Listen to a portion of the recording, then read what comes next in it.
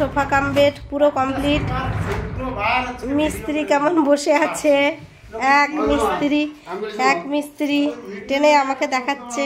এই মালটা যখন খুলবে এই প্লাইটা, হ্যাঁ ঠিক আছে, এটা গায়ে সেটে দেবে, মানে এই খুলে লাগিয়ে দেবে। আচ্ছা কমপ্লিট হয়ে গেল। হ্যাঁ এবার যখন ঢোকা কত বড়, মোট কত বড়? আরেকটু টান আসবে না এইটুকু? হ্যাঁ এই তো 6 ফুট 1 ইঞ্চি আছে লম্বা। আচ্ছা মোটামুটি আমি তো শুয়ে রেখে দিচ্ছি। হ্যাঁ এই লম্বা মানে মাথা তোমার এই পেয়ে গেছে। আর সোফা এটা উঁচু হবে না? হ্যাঁ এবার আমি বলছি সবকিছু ঘটনা। হ্যাঁ মানে এবার এটা কিন্তু এইভাবে ঠেলে রেখে এই এর বেশি হ্যাঁ আর এ যাবে না। আচ্ছা যাচ্ছে না। যখন এটাকে পুরো একদম এটা পুরো যখন এই যেভাবে খুলছো, হ্যাঁ এটাকে এইভাবে ফেলবে। আচ্ছা ফেলে দিয়ে এটা এইভাবে ঠেলে দেবে। বাহ খুব সুন্দর হয়েছে, বাহ খুব সুন্দর। আবার আরেকবার বের করে দাও।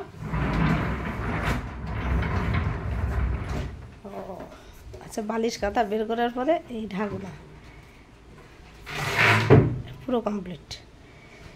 থ্যাংক ইউ তোমাদের।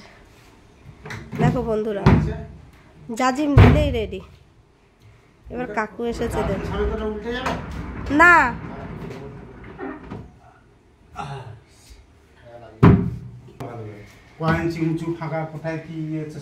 হ্যাঁ বক্স কাটের ওটা দেখো, নাহলে ইঁদুর ঢুকে যাবে।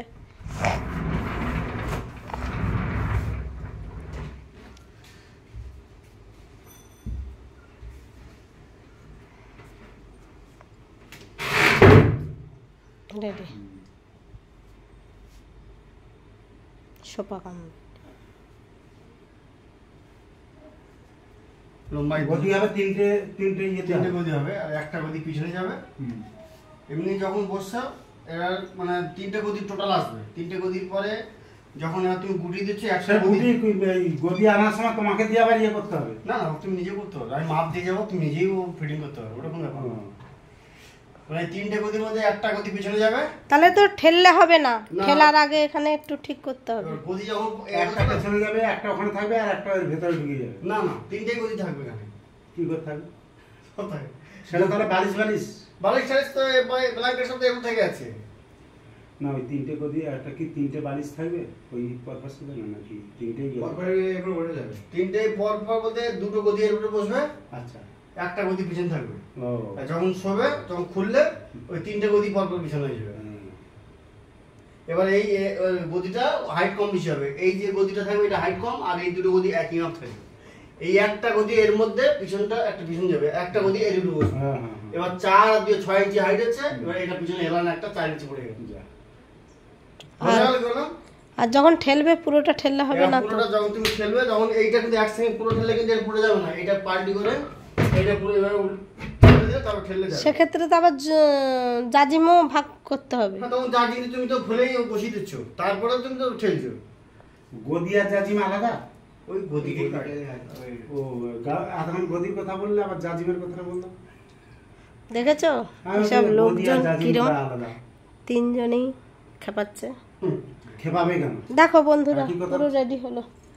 চলো দরজাটা হয়ে গেছে, দোতলায় উঠলাম। দোতলার জানালাটা দেখি, এই যে দোতলার দরজা হয়েছে।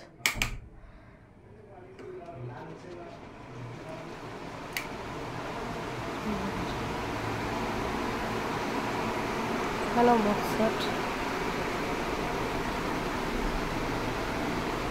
চলো তোমাদের দেখিয়ে দিয়েছি দোতলা।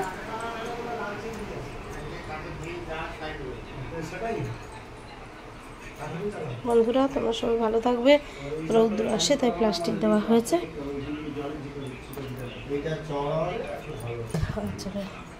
এবার বলো কোন ভদ্রলোক ওপরে